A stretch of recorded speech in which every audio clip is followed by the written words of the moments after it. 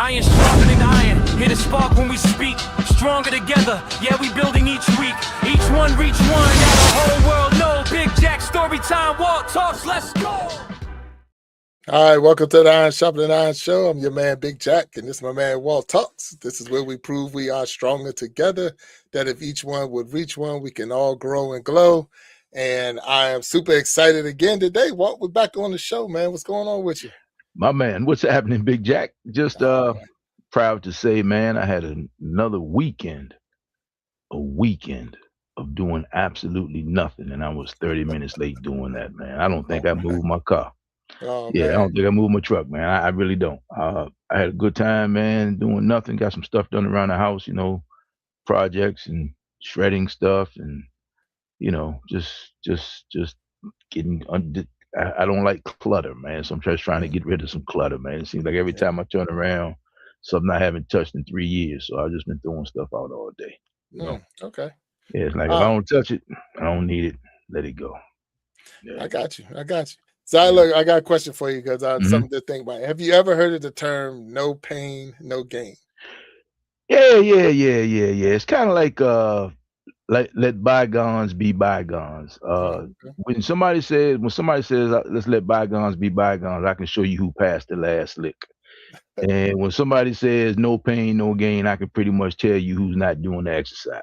Gotcha. Okay. Yeah. That part right there. Yeah. Now I remember when I was in school, my strength coach used to always say pain was weakness leaving the body. So it's like I have to be in pain to prove I'm strong. But is that true? Do you think that's true? Hey man, things have changed since I was in school. I mean, you know, what I see now, you know, yeah, back then it was true, but things have changed. Just put it like that. What guys I know went through in school, they would never see their sons or grandsons or granddaughters or daughters go through it now. You know, so yeah, it's a different game, man. Right. I mean, like no blood, no foul. Get up, shake it off. And as a matter of fact, just on a closing note, I was looking at an old fight a documentary actually on Gerald McCullough and I want to say Nigel Benn back in like the early 2000s, man. And you know, if you ever get a chance, it's kind of a tough story, but my man is blind and paralyzed, you know. So it's just like, yeah, man, it's sports, man. Sports in general can be brutal. Boxing and MMA and all that's a tough one. And you know, I just think, man, you got to listen to your body. So you sign up for pain, but you still have to listen to your body because you got to think long-term damage. When you talk about was that CTE and all that in football, is that CTE? Yeah, you know, you just can't do things the way they used to do. So you need a trained professional because most of those guys weren't even trained professionals. Most of the coaches back then weren't like professionally trained. You know, they were doing their thing. They just did it. Yeah. Yeah, it was like the best guy in the neighborhood is now a coach, you know? So that's what it is. Yeah. That's true. So look, we got a guest today, and he's going to help us work through this out. He's going to help us work through this part right here. So I got you. Yeah. Hey, man, look, always, you know, I got to start remembering, man, you throw the hook out there, and I take the hook, but I don't know what's happening, so there we go. Okay. Because, you know what, you know, he's going to help us. So we got a guest. He's going to come on. He's going to help us turn pain into progress. And that's like, I don't, you know, do I have to be in pain to move forward? But you know, I'm a little confused. So I'm looking forward to our guest today. So if you know, I'm there. I'm like, I'm ready to hit the button to bring him on the stage. So you ready? Yeah, I twisted my knee the other day getting up to go to the bathroom, man. So yeah, I'm ready though. Let's go. Let's do it, man. All right, man. All right. But look, like, hey, let's bring our guest on the stage, and all you out there watching, thank you for tuning in to the Iron Sharpening Iron Show.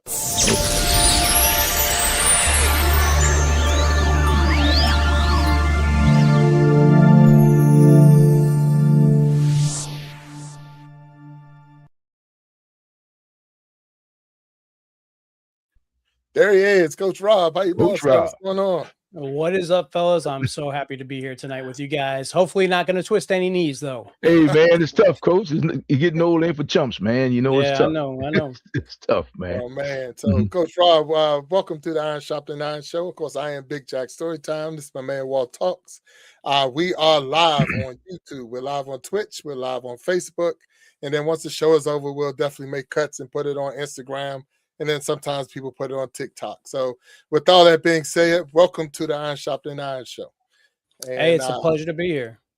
So I'm going to ask you one question. Can you please let us know a little bit about yourself? Share something. So my name is Coach Rob. I am a 10-year Navy vet, former police officer of over 16 years. And I'm a man who had PTSD, depression, anxiety, anger issues, trauma on trauma on trauma, and realized that living that way wasn't the answer, right? So I had to find things that worked for me. I had to do the things to be better and be the best version of myself. And that's why we're going to talk today about turning pain into progress. Right. So turning pain into progress. And I thank you for your service. I want to give you that one right there. And you said too. U.S. Navy, right? U.S. Navy? Yes, sir. Okay, I will not hold that against you, but I want to say thank you for your service. I am an Army vet. So anybody know me know I'm an Army vet. But we know we all have our parts to do, and it's none of them are easy parts. Especially even, we look at the soldiers are right now on the battlefield. So just knowing that, much respect for everyone who has put the boots on the ground. And like I say, and it's not even about going overseas. Sometimes it's those who stay home. You got just as much work to do. And I know my man Walt's up here is a former firefighter. And that too is another service that someone has to do that's really about serving people. So that's all about all of our service that we've given to the world in one way or another. It's just to make people safe and give them a freedom of just knowing that they can survive. Okay. You also said that you was a former police officer, correct? I'm making sure I got that right. Yes, sir. Almost of 16, 17 years total. Was that in the military? You was in the military? That was 7 years Navy. Okay. 10 years federal. So, and then like a couple months local, but mainly federal. Veteran Affairs Police. I actually was a police officer for Veterans Affairs and for the Department of Defense. Okay. All right. So we got a similar path. I got to talk to Coach Rob a little bit more. Excuse me, because I was military police when I was in Army. So that was how I finished up and got to travel around the world as a police officer, which is pretty cool. So, when you go to foreign countries and I think Korea, when I was in Korea as a police officer, and then Somalia as a police officer. But at the same time, it's a different duty, because then, Walt, if you don't know, because you're watching out for the soldiers and you're watching out for the civilians. So that makes it a little tougher because, you got to keep your eyes on the civilians. So if they come on base and things like that. But a lot of times I remember being in Korea, going off of the base, going on to the civilian world, basically in the country, to get our soldiers back and bring them back on the base. Because I did that in Japan. I lived in Japan for 3 years. So same thing, having to work with the Japanese nationals and deal with civilian side of the thing, because our base, essentially, you are the county or local police department there. So dealing with everything from domestic violence to theft to everything a normal police officer would do, just on a military installation. On a military, yeah. So that was one of the hard parts. And then, and I don't know if you had that issue, Coach Rob. I did, but when I was in Korea, I had to have what they call a katusa, which is more like a national, Korean national soldier assigned to the United States. They would go out there with me. Yeah, they would go out with me because they would have to translate. We're in this, because I could tell you, they might speak English, but when they're in trouble, they can't speak English anymore. So I needed somebody that could speak to them, because I'm like, tell him I said put his weapon down. So so it's it got a little shaky out there. And one of the big things I noticed, and we're just sharing as we're talking, Rob, was that there's a difference in respect. So if that person that we were dealing with was older, my Katusa was younger, he wouldn't speak to him in a harsh way, because that was his elder. It wasn't like, no, I have to respect him. I'm like, I need him to put that down. I don't care how old he is. He put that down. So, but he's like, but the one thing that blew my mind is I was asking, we was in a vehicle accident. Not we, but there was a vehicle accident, and we're trying to sort out the pieces. And they were all speaking in Hangul, which is in Korea, Hangul. And I asked him, I say, tell him to speak English. And so my Katusa was like, you speak Hangul. And I was like, very good point. Very good. I cannot speak the language, so we're going to have to work it out. So we calmed everything down and got it straight. So I don't know if you ran into any situations like that fan and all, but yeah, I can imagine. 100%. Yeah, we worked closely with Japanese police, and then we had our own translators and stuff. Like if an American got in an accident out in town with a Japanese national, we'd have to drive out there and do everything, the paperwork, take the pictures. So yeah, definitely been there. Oh yeah. So that's where it gets challenging on the military side, because I can imagine. Again, you're dealing with the nationals, you're dealing with your soldiers, you're trying to make sure and the military itself has its own law, the Uniform Code of Military Justice. So it's like everything just like you don't see it on things you don't see on TV. I watch a lot of TV shows and with that I don't see too much crossing over and like, but anyway, Rob, thank you. So now you did mention those 3 letters that a lot of people, 4 letters right there, PTSD, that a lot of people don't want to talk about. They don't even realize it's going on. So if you don't mind, can you share a little bit about what you think was your cause for your PTSD and give me some background on that, please? Yeah, I mean, just a lot of things, as we go in the military, not everybody has an easy time. My first few commands, before I learned the value of lifting weights and being strong and fighting back, I used to get picked on a lot and bullied. Like I actually was bullied on the ship. I was assaulted multiple times. I was threatened to be thrown overboard on my first career path in the military. Some very scary things that when you're, 20 years old, you're not really ready for. And then and maybe you have had this too from the Army, I've lost so many friends to suicide, so many friends to suicide, or from war, or from, whatever accidents, because we numb the pain with alcohol or drugs or whatever. So that gives you that survivor's guilt. So that's, a lovely, fun thing to have. And then, you get injured. A lot of us get injured, and I didn't get to do my 20. So I was angry about that. I was frustrated about that. I would take that out on everybody else. And then, of course, we talked about being a police officer. You go to a domestic and you see a kid that's gotten molested or abused or beaten or things that normal people typically shouldn't see. And when you see that stuff over and over and over again, and you compound everything together, eventually you blow up and you become a very miserable, disgruntled person. Yeah, that now that you mentioning that, it's a lot of things that we think that PTSD, especially when you're talking military, is on the battlefield. Like you were on the field and you saw a lot of this. But as an officer, now that you're mentioning that, I'm like, wow, these things just went right over the top of my head until you said it. The things that you see in a day out, because I've seen some horrible stuff that you don't even think about. Is like how could someone do that to their child, especially to their kids, and some of the stuff you saw, and it's like, what is wrong with you? Because I mean, just throwing a little, not trying to trigger anything, but it's now triggering everything in my head. But I've seen some whack stuff that you're sitting there like, and I know, Walt, as a firefighter, you too, definitely have seen some crazy stuff. And you just don't think that could be a trigger. But I appreciate you saying that, because that right there just brought to my memory, yes, you've been through that. So now I didn't have, of course, I wasn't on the ship because I was in the Army, but I didn't have the bullying, I don't think. But you think it was more like hazing, like trying to get you into the. So that's what it was. So my first ship at the time when I went in the Navy in 1997, they didn't have females integrated with males on ship. It was just all males. And so you can imagine you're on this. I was on a destroyer, which is a smaller ship. I always tell people it's kind of like being in prison, right? The biggest guy ruled the house. They had, the little cliques of people who would support each other.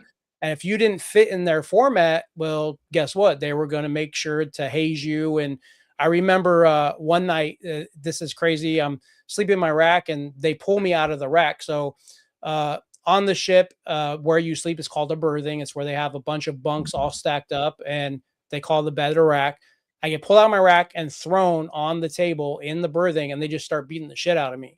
And it was like, oh, this is your initiation.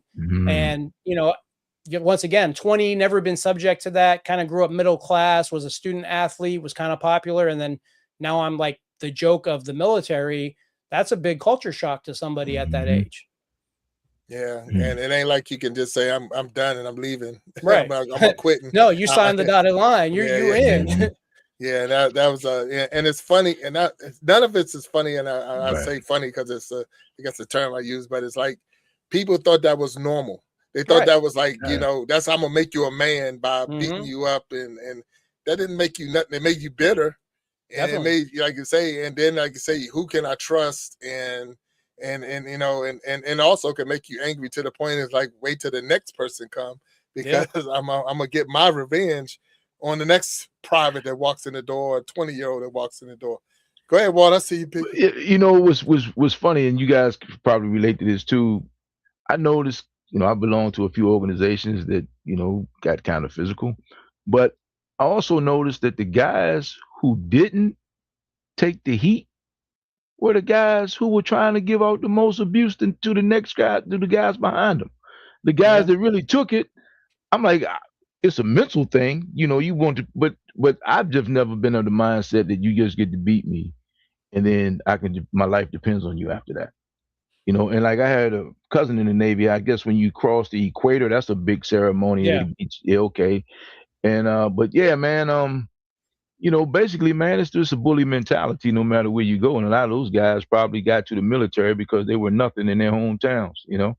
Yeah, So how I'm many glad times, you glad you how figured many it out. times do you guys hear about people that basically it's either go to the military or go to the jail? You Yeah, know, yeah, the military is full of criminals and bad people. It's not always the nicest, most, you know, welcoming people. So, and it's a lot of times it's the people that you would have turned to say that you was having problems. That's like the initiator of the problem, because it's like the higher rankers, the leader. You know, they're like, I know I can't go to anybody because the people that's doing it. No different than getting promoted. It was like a punishment for being promoted, because when they pinch you or gave you your rank, they blood ranked you. So they put the rank on your collar and then punch them into your chest so that the pins will go in. So you got blood ranked. And it's like, well, I'd rather not be promoted if I got to get stabbed to take the rank. But it's like, you know, it's like, come on, you got to be tough. You got to be this. And I'm like, that doesn't look, again, student athlete, college athlete, Division I college player, squatting 700, benching 400. I don't need you to punch me to make me tough. I'm coming in. I came in, look, Rob, I went in the military at 250. I came right off the football field into at 250. And as my man say, Walt would say, cut like a bag of dope. Cut like a bag of dope. It was cut up, bro.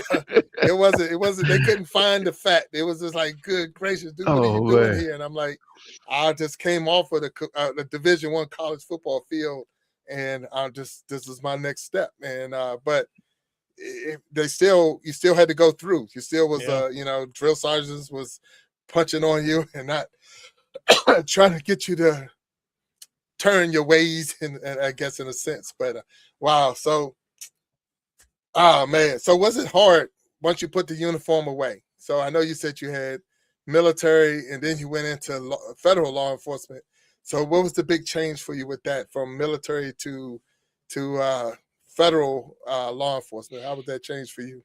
That part honestly wasn't hard. What was hard was just originally, you know, once again, it was just taking the trauma from one job to the next, because as a man, you know, my father, you know, we grew up this era where our dads, they didn't know what mental health was. They didn't know what, you know, PTSD was. It was just, you suck it up and you keep going and you do what you have to do. And if you're sad, oh, well, you don't show emotions, right? I don't remember my father really showing emotion until the day I told him I joined the Navy. That was the only time in my entire life I ever saw this man cry originally. So, you know, now that he's older, he's getting a little bit better with his emotions, but you just didn't show emotion. So transitioning, because I was already a police officer, that part was easy. And you're going from government to government, from paramilitary organization to paramilitary organization. The problem was not dealing with the anger and the depression and the hopelessness of like, man, you know, I felt stuck. I felt really stuck and kind of pigeonholed into, this is my life. This is what I have to do because I don't know anything else. And that's a problem with a lot of young men that get out of the military that don't get a chance to retire, because most of the time when we pick a job in the military, it's easier just to go from that job to that job that we did in the military, whether it's, you know, plumber or a mechanic or engineer. But what if you hate that job? What if you don't want to do that? Like, most of us don't say, oh, well, I'm going to go back to school or I'm going to do a trade school. We just go right into that job and just be miserable. So that's kind of where I was at with that. Yeah. And I think my biggest depression, I would say, coming out of the military was the reality that everything costs. Like when I was in the military, my rent was paid. You know, my food was paid for. They gave me my uniforms. I didn't pay for anything. And then when I got out, like, wait a minute, you got to pay mortgage. You got to pay rent. The light bills are due and the cable is due and this and that. So I was like, they didn't prepare me for the reality that once I got out, that it's going to. So now you got to find, like you say, find a career, find a real job and fend for yourself in a sense. You know, no one's going to pay your bill for you and this and that. And that was one of the things I wasn't prepared for. I know when I got out. My first job coming out of the military was I went into corrections. I went into corrections as an officer, and I was in a maximum prison, a maximum state prison in West Virginia. And my salary, and I would throw this number out there, and people know if I said $18,120, $18,120 a year was my salary, and what that year was that was in 1980, no, 1990, 99. 98, okay. 99. And that was a raise from what I was getting in the military. Yeah. So, and I thought I was doing some good stuff. And I'm like, whew, good gracious. So that was one of the hardest parts for me. Now, Rob, you said your dad showed emotion when you joined. So I got to ask, was it because you joined, happy that you joined, or sad that you joined? Because I know a lot of parents. I think it was happy because he got my ass out of the house. So to paint a picture, you know, in high school athlete, I took a year off college, but I was so good as a track athlete that they still gave me a scholarship full ride to college. So I go to college. I grew up in California, and I get to a college where there is 2.5 girls or women to every man. And me not giving a crap about anything else was chasing females and not paying attention to school. I get kicked out academically. My dad, you know, is trying to foot the bill for certain things, my car, gas. And every day for 6 months, this man comes to my door, kicks open my door to the point that I think at the end of the 6 months, my door was physically broken, and says, join the Navy, and then walks out to his business to go start his day for work. He did that every day. And my dumb butt, as a knucklehead kid, like, oh, I'll show you, Dad. So I go down to the recruiter and I sign up, and he got exactly what he wanted. So, oh man, and so did the recruiter. So did the recruiter. A madman coming in. Oh yeah, no doubt. They saw me coming a mile away. Yeah, he saw you coming a mile away, Rob. He sure did, Coach. That's crazy that you're saying that, Rob. Because I remember being in. Because I went to a Division I school when I first full scholarship Division I. Wasn't getting the playing time that I was looking for, so I got a little upset and said, hey, I'm transferring. So I transferred to a smaller school so I can get that playing time that I'm looking for. The coach that got me to transfer over, he got fired after the first year. So now I'm stuck at the school with a new coach, and me and this coach didn't get along at all. So we did not get along. So one day he had us out there practicing 5 o'clock in the morning. We used to practice at 5 o'clock in the morning. Nobody should get up at 5 o'clock in the morning to do anything. Not in college student anyway. Yeah, right. In college. So I'm like, I didn't even know the sky was really purple. It's turned purple between the dark and the light. So I'm like, okay. So, and one day we're out there, it's cold. I'm in West Virginia, it's cold up on the mountain practicing. I'm a running back, so I get, somebody hits, you know, making tackle, hit my hand, and fingers all cold and hurting, and I'm upset. So me and the coach is down face to face, and I'm like, if I wanted to get up at 5 o'clock in the morning, I'd join the Army. And he was like, well, join the Army then. And I just walked right down the hill, went straight to the recruiter, and joined the Army. And that's how it happened. Yo. Damn, that's exactly how it happened. So, yeah. Very Oh, man. You guys got have parallel stories for sure, man. Yeah, but and so I'm like, hey, so, and that's how I got in. So yeah, so that's definitely, but the mental illness. So I see you say turning pain into progress. So how is this possible? Explain this to me, please. So a lot of times when I talk about pain into progress, it's not necessarily physical pain. It's anything that causes you discomfort in life, because you have to be comfortable in being uncomfortable, because that's where the growth happens. No matter where we're on life, anything worth doing, there's going to be some sort of pain point. And if you can lean into that pain point and not let that defeat you, you're going to be better for it. Absolutely. 100%. That's 100%. That is good. Because like I say, we opened up the show excuse me, talking about, excuse me, no pain, no gain, and pain is weakness leaving the body, and we make it sound like you have to be in pain to prove that you're strong. Like if you're not in pain, then you're weak. And I think a lot of us take that same motto or same saying into the mental world. We take that like, I got to prove that I'm strong, so I got to suck it up and take this pain instead of looking for help or asking someone to get me out of this. So is that something that you do, Rob? Or you say, I see Coach Rob. So what are we coaching? Are you coaching me out of this pain, or what's going on? So I am a I consider myself an elite strength coach. I've been doing strength and conditioning for a very long time. And I train men 35 and over through fitness, mindset, and discipline. Now, fitness is the key pillar of my system because when we move the body, we start to feel better. We start to look better. We start to have better emotional regulation. We can combat stress. We can help with longevity. Like, fitness is the foundation to everything, but then the discipline to put in the work and do what we have to do to be successful, and the mindset to be able to still go through these tough times, because life is tough, and be able to overcome these adversities that we have. So it's a 3-pillar system that any man that typically feels like, hey, maybe I'm lost, maybe I'm not the man I said I would, because we know, around 35, 40, we settle, right? We settle in that job. We settle with our marriage. We settle with our kids. We don't start thinking about improving ourselves, because as a man, you're like, oh, well, that's selfish. No, it's selfish not to improve yourself. Right. Because when you improve yourself, you're going to be a better father, be a better husband, be a better man. So that's what I work on, primarily strength and conditioning, to start getting that person, that man's mind right and back in place to feel powerful, strong, and purposeful again.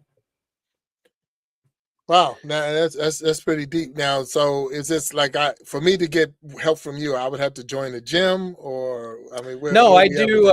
So I do online national, and then I do in-home here in South Florida where I'm at. It all starts with a strategy call. You just go to my website, you book a call, you have some forms you have to fill out that tells me like how serious you are and what kind of things I need to, look for when we have our discussion. And then if you're right fit, we start a 12-week program and we get after it. What and type of I'm sorry, well, it's just for men. So there's no women. Yeah. I'm from like, without getting into religion, but like, God has led me to, I need men to be strong again. I think, we're in a society where men have been told to be weak. If you look at TV, the dad's always a goofball. He's always stupid. He always, is making mistakes and having accidents. And, everybody says, oh, toxic masculinity, and tells men not to be strong. No, men need to be strong more than ever. So I am specifically led for men at this point in my life. No, and I can respect that, and thank you for sharing that insight for us. And Walt, I see you had a question. Go ahead. Oh yeah, I was just going to ask. So your workout, is it strengthening? Is it weight training? Is it calisthenics? Is it what type of strength? Body weight? What type of? Yes. Well, it depends on the individual. I mean, if you have injuries, I'm going to have to work around those injuries. I work on your nutrition. I'm certified in nutrition, certified in peptides. So it's a total approach, primarily strength training, meaning training with weights, because as we get older and we start to lose muscle mass, that's where we start to have those injuries. For myself being 49, as I get, in the late 50s, 60s, I want to be able to walk upstairs still. I want to be able to have that mobility. So strength training is the key, but then the conditioning part is like full body workouts, body weight workouts.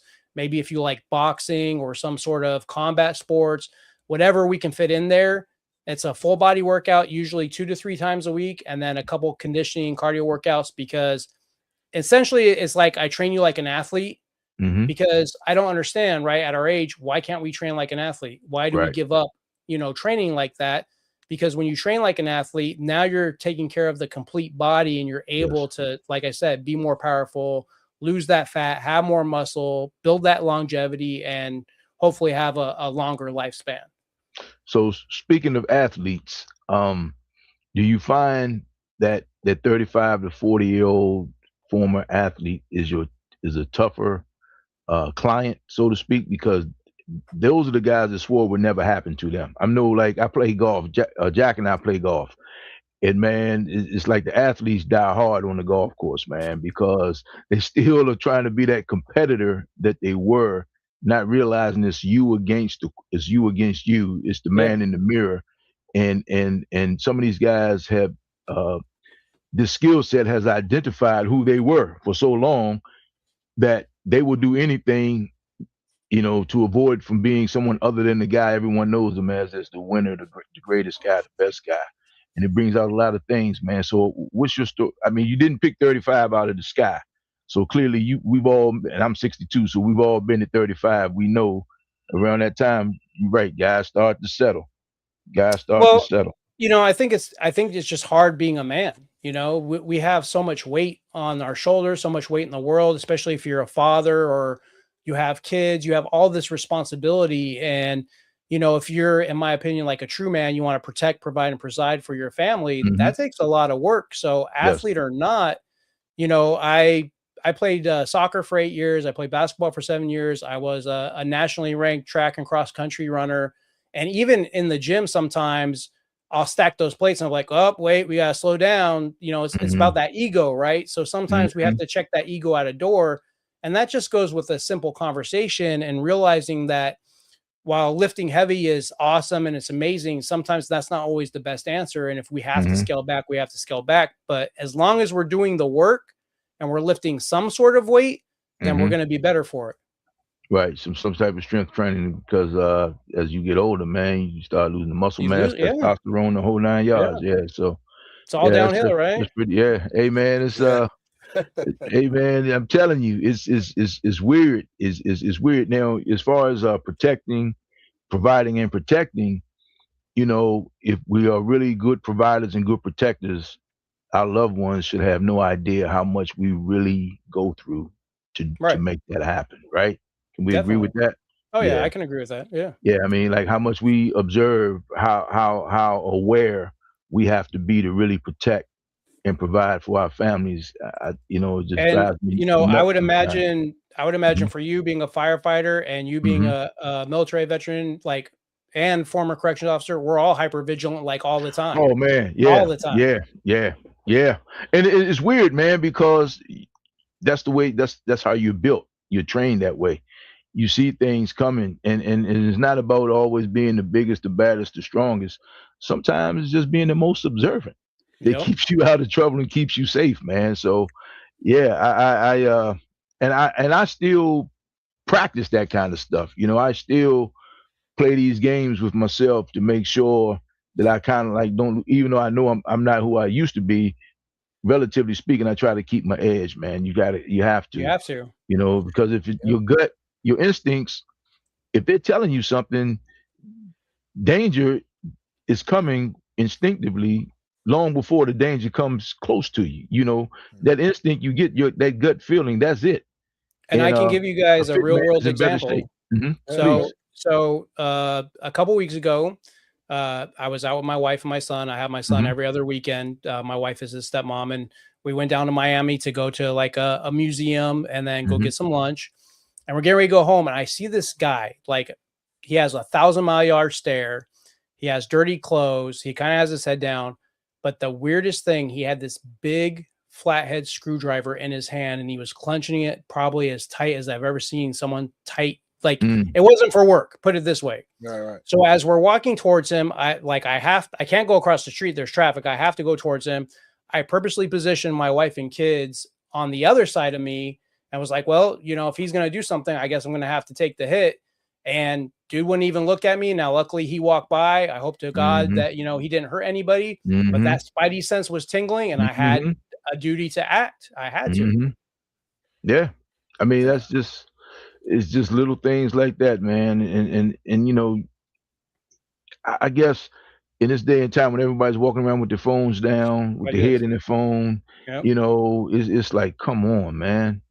Or just little simple stuff. And this has nothing to do about being physically fit, but just situational awareness. Yeah. You ever walk down the aisle of the grocery store and you see a woman 2 carts away from her purse in the cart? All the time. And I'm walking down the aisle and I'm like, miss, your purse, please secure your purse. Or I'm in line behind somebody and the purse is wide open. I mean, it's like, and people think that haven't been in public safety think man, who thinks like that? You know, who does that? I'm like, yeah, you know, clearly not you. To so us, it's common sense, right? It's nice to be able to have this conversation with some guys who get it. And you notice that the guy that's sitting behind the desk that may not have been in a job that requires him to be super physical, I'm sure he really appreciates that piece that you bring, because that's a big deal, man. Every man should know how to fight and defend himself and protect his family. 100%. And Walt, what you would, and even what you just said, I was thinking on that because of the fact that when the way we think, even when we go to a restaurant, go to a store, it bleeds off to your family. Because my wife starts thinking like that. My kids start thinking like that, to the point they won't sit at a table that takes away my seat from sitting at the table. Exactly. So they already know that's my seat. My wife doesn't even have to ask. She's always on that other end. Yep. Yeah, they already know that's his seat, so don't mess with it. Yeah. I was talking to a friend of mine, and she was telling me, like, to meet her for coffee. This is years ago. And I met her at the Starbucks. I think at the time I was doing like a network marketing deal. And we walk into Starbucks together, and I always, you know, like the door test in the Bronx Tale, I always also use the seat test. And even though I'm, you know, she wasn't anybody I was dating or anything, I just wanted to see, as a woman, where she would sit, right? And I messed with her to this day. I said, you know, till you figure that out, not a lot of men gonna come knocking on your door, because any man that, and I said allows. She said, what do you mean allows? I said, just think about it. I'm in this position. I'm supposed to be protecting you. How can I protect you with my back to the door? Yeah. You know, and we're just friends. And she says, I never thought like that. And I said, well, there you go. Because again, that's a real thing. That's part of just becoming a man. Those are some of the things, some of the life skills that we just learn as men coming up, and a woman appreciates that, you know. And I'll do you one better. Even when I go to the store, I put my wife on the inside, closer to the cars than the outside, in case the car comes flying down the street. Absolutely. No, you know, that's legit. That right there is legit. That's a going way to up think. The stairs, the escalator, all that. You got to figure it out. Down, But sometimes we don't. And like I say, I'm looking for that person that's sitting across that table from me, and I'm looking not just for myself, but I'm looking for you. But the thing is, are you looking for me? So when they're sitting there, if you took that seat, are you gonna be worried about what's coming up behind me? Right. Because even within, and Rob, you know, and both of y'all would know because you was in those type of atmospheres. But I would look a person in their eyes just to see the reaction. Because I know something behind me, because I'm looking at your eyes glow up like, so what is this going on behind me? Yeah. But don't turn around. No, I'm turning around. Don't tell me don't turn around. I'm gonna see what it is before it get to me. I ain't gonna wait. And you know, being a firefighter, man, I'm all, you know, going in the exits, looking at the exits, and then when you go in these convenience stores, you know, you're supposed to be able to exit, and this is getting too deep into the fire stuff, exit the building without key or special use and knowledge, right? So a lot of convenience stores will close a door to slow you down enough when you're trying to steal to get out of there. But of course, if it's an establishment, at least in DC, if they're open for business, the door is supposed to be open, you know, fully open. So, you know, that's like the first thing going in. But out of habit, what do? Most people are right-handed. People usually go to the right door. A lot of times they'll lock that door just to slow you down getting out of the store. So and people like, you're retired. Why do you think like that? I'm like, oh man, I can't explain. Hey, look, if I have to have this conversation with you, clearly I just don't need to know. I can't have this conversation. The fact that we having this conversation tells me I cannot have this conversation with you. I mean, that's just what it is. Yeah. So I'm with you. So Rob, how now do you ever, and this is a question I'm asking because I don't know, do you ever recover from PTSD? Do you ever get better at it? Or how do you face the fact that you had a mental illness in a sense, PTSD, or as a man, how do you face that? And do you ever recover? Yeah, definitely. I mean, you know, obviously occasionally I still have bad days. That's just the nature of the beast, right? But trying to be that 1% better every day and having more good days than bad, that's where it's at. And there's something I've been learning a lot about lately. They call PTSG, personal trauma growth. And that's basically growing from your trauma, using that not as a bad thing, because a lot of people, it happened in the past. Why am I still, dwelling on the past? And the most amazing, beautiful thing that I learned, like, if you can flip this switch in your mind, if I say I have depression or I'm sad, what happens? I have depression, or if I'm sad. If I say I'm happy, if I say I'm powerful, if I say I'm hopeful, I have all those things. So what we actually speak out into existence, our brain, our subconscious, that really works like that. And so when I started trying to, so basically I was married for 20 years. I was married for 20 years, but I always tell everybody it was 60-40, 60% my fault, my anger issues, my depression, my self-worth, and then 40% of what my wife didn't give to me. And one thing my ex-wife used to say is, I don't know how to help you. Well, my current wife, we've been together 8 years, married for 2. She always says, how can I help you? Right. That's such a big shift and difference right there. So as I was messing up and still being angry Rob and sad Rob, I'm like, I don't want to lose this woman. This woman is like, this is my woman. She was put here for me. This is why I went through, 20-year, almost a 20-year marriage, so I could get to her. So I knew I had to change things. And I tried medication. I still go to talk therapy. Fitness obviously helps. The speaking, powerful things into the universe and not talking about negative works. But 2 other things, emotional regulation. So the one thing that veterans, first responders, doctors, these people that we see all these horrible things, we're not taught how to deal with that horrible situation. And, I would go home, I would be, I see something bad. I'd go home with my first marriage and be like, why didn't you cook dinner? Or why didn't you do this? And it's not because I was mad at her. I didn't know how to deal with the crap I just saw. Right. So I had to learn that simple things, right? Someone cuts you off. What's the first thing you want to do? You want to cuss them out. You want to honk. You want to yell. You may want to chase them down and flip them off. I just, if I feel like that thing's coming on where I'm about to flip out, I just take that breath, take that pause and be like, well, I guess they need to get to where they're going faster than where I am. I didn't get in an accident. It didn't hinder my day. I'm okay. And that's really kind of big what I'm into now when I'm teaching guys how to deal with this stuff. What's the difference between a minor inconvenience that we let go big into stress or what's actual real stress? And you'll notice that most of the things in your life, it's just inconvenience. It's not really things to get mad about. And that right there can really change someone who's going through these kind of mental health issues. Yeah, we suffer more in our imagination, and it's not even the act that gets us; it's what we perceive the act to mean. Or you must think I am fill in the blanks, and once we get past that, and for me, man, because I've been there, trust me. Well, 2 things. One, public safety guys, we laugh about it, we joke about it, but we don't deal with it. But we don't deal with it when we're amongst ourselves, 100%.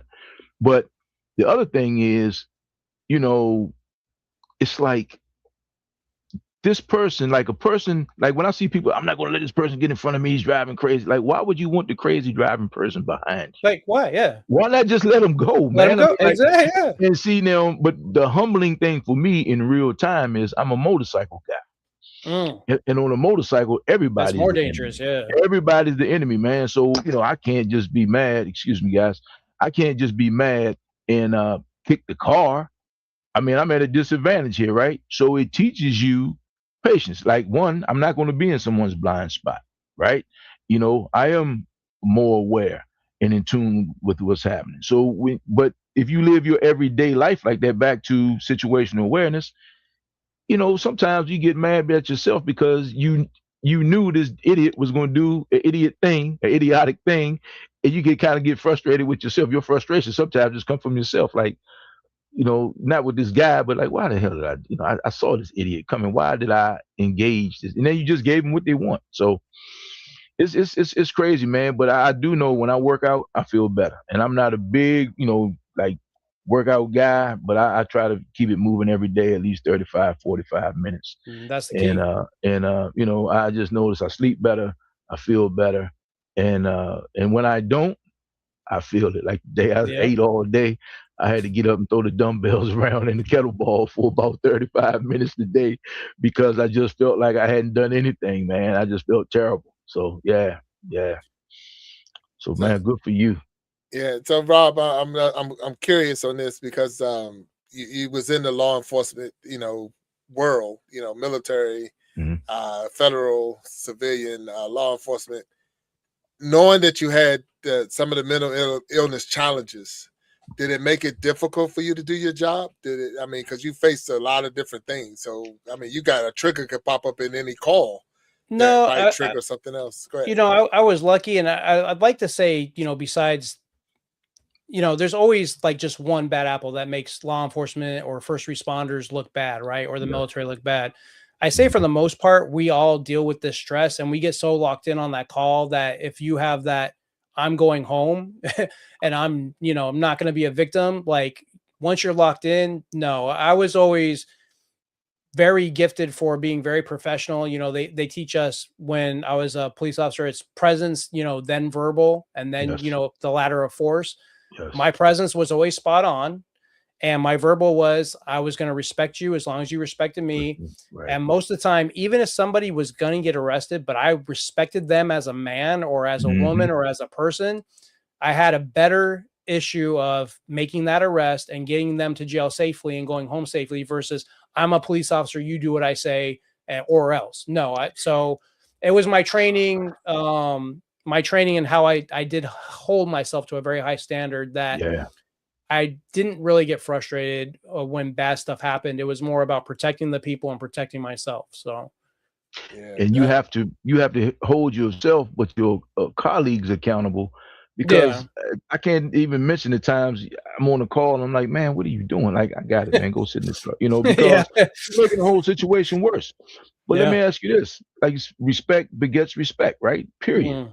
That's just what it is, man. So, do you feel that people who are take better care of themselves physically and mentally are less stressed? It's a connection right there. Like just taking a walk around the block, just taking, you don't have to go running, man. Just taking a walk in nature, man. Go stick your feet in the grass. It's like, man, you realize that, man, life is just so precious and it's just so good and it's so temporary. So, hey, man, I know you. Are you involved with any support groups, anything that you help other guys get through where you are or get to where you are, should I say? As my business grows, I will, or I am looking to do initiatives for first responders where hopefully I can go to departments and talk to them about, emotional regulation. My whole mission with my version of a tough man may be different than the typical tough man. First of all, it's obviously being in shape, eating healthy, taking care of your family and responsibilities, but it's being vulnerable when you need to. And being vulnerable means that if you need help, if you're not okay, that's okay. You need to get that help so you can be, like I said, that better husband, that better father. And even now, like I'm not on medication, my mental health issues are very stable. I still see a therapist. I still talk about my problems. If I'm having a bad day, the one thing I don't understand in marriages and men, communication. There's just no communication. I am so honest and brutal and communicative with my wife. I don't remember the last time we've had a major freaking argument. We might argue about silly stuff, but after that 2 seconds of arguing, we're fine. And we talk about it because I communicate. Babe, I am not okay today. Can you please give me just 5 minutes? Right. Give me 5 minutes. And then we'll talk all you want. Yeah. And you have to do that. So Rob, I'm asking this because Rob, I'm asking you this because of the fact that you're saying this is your second marriage. So your first marriage, did you learn that for your second marriage, where communication is the key, and I need to be wide open and willing to share that? Because that's what I want to share for everyone that's listening, and all our listeners out there, especially men that's dealing with this. It's okay to not be okay. It's okay to say I need some help, and it's okay to open up to your spouse and all. And let them know that I'm hurting. And also, I need a space. I just need space. Give me 5 minutes. Give me 10 minutes. But be willing to talk to them when the 5 minutes and 10 minutes is up. You can't be 5 minutes, 10 minutes and hold it in, because if anybody's wife is like my wife, she going to want to know when the 5 minutes and 10 minutes is up. You know what's going on. You said 5 minutes. So with that being said, go ahead, Rob. Go ahead. I was just gonna say, but if you do have women listen, if a man ever says, just give me a few minutes, just give that man a few minutes. Don't badger him, don't berate him. He's probably going through a lot. You don't know what he saw, what he dealt with, who gave him some bad news. Give that man some time to cool down, respect that, and I guarantee you he's going to be more apt to want to talk to you and fix that problem versus having an argument and blowing up. But not only that, and this goes for men and women, but I'm going to say to women because I'm a man, you cannot weaponize a man's emotions and expect him to treat you the same way down the road. Because he will never, ever forgive you for that. Never. Yep. I mean, you may not even know it, but the weaponization of a person's feelings, you can't do that. That's dirty pool, so to speak. And as far as asking for help, like as men, we understand that there's an amount of respect. And Jack, you can speak on this more. And Rob, you know, of course, you had guys in jail, but Jack, you worked in a prison. Hey, man, these guys, they live on respect. Am I right or wrong? Because they understand at any time this thing can go sideways. You know, so you don't see two real men who really understand what being a man is about. I mean, other than stupid guys with alcohol and all that, but basically two men, we're going to respect each other because when it escalates, it can really get bad. And you know, you can win and still lose. You can still win and go away from there in the ambulance or the morgue wagon, you know. That was one of my things, Walt, that you said that when I was in corrections, and I know Rob was just talking about that, having that respect for the person. Like, I'm gonna respect you, you respect me, and we can get through. And when you're, you know, as a correction officer, excuse me, as a correction officer, like I would tell them all the time, you was a man when you came in, you're gonna be a man when you go out. You know what I'm saying? So I'm gonna treat you like a man. You know what I'm saying? I didn't tell them go to their hole. I didn't talk to them like they were less than people because they were real human beings. They just, whatever they did, they're doing their time. It's not for me. I wasn't the judge or the jury. So I didn't put you here. You know, whatever happened, I'm just here doing my job. But my big thing was, like you say, Rob, saying you want to go home. I'm going to get home. I want to go home safely. I know that they're not going to be able to walk out like I'm going to walk out. Right. But I didn't take, and that was the hardest part where we're talking about needing that 5 minutes and 10 minutes, because I didn't take what I saw in the time I was on duty home. I would never take that home because I seen a lot of stuff, and I'm like, my family don't need to know that stuff. They don't need to know what goes on behind the prison doors and all of that stuff. I'm gonna bring you rainbows and butterflies. I'm not. You don't need to know the stuff that like what Jack Nixon saying. A few good men. You can't handle the truth. You can't handle the truth. Yeah, it's real. It is really real when you like. You know, I need you to tell me. Like, you don't need to know that stuff. There's no reason for you to know that stuff because then you'll be worried about me every time I go to work. Every time, if you knew what I face every day. Yeah, you'll be worried because what you don't know, you're just thinking, you know what I tell you, you know what I'm giving you, but that still makes us as men bottle a lot of stuff up. Yeah, because the person that you want to share everything with, it's like I don't even want to put all that on you, so you don't put it on your spouse. So it's good to have, I guess, groups of people that you can talk to that can help you get that off the chest. So that goes into having a tribe, right? Like that's why we need to have more conversations like this. More men need to talk about things like this. Like there's this, new like lone wolf theory, and guess what? It doesn't work. Like there's nothing wrong with confiding in men. As we were on this earth, we were tribes. We were together. We were hunting together. We were raising families together. So we have to get back to that. You have to have a few good men that you can count on. And I have friends, and my friends know that they can call me at 3 a.m. and like, dude, I'm not okay. And I'll talk them through it if I have to, or if something bad happened and I had to fly out, like you have to have those guys in your corner that no matter what, they're going to back you because they know you're a good man. They know you're a good person and they want to see you win. So Rob, I'm sorry. Well, Rob, how do we get in touch with you? How do we get in touch with you? Find out about your business and all that if we want to. What's the site or? Yeah, so right now my biggest social media is Instagram, and that's at Battle Harder Strength Coaching. Battle Harder Strength Coaching. My website is battleharder.com.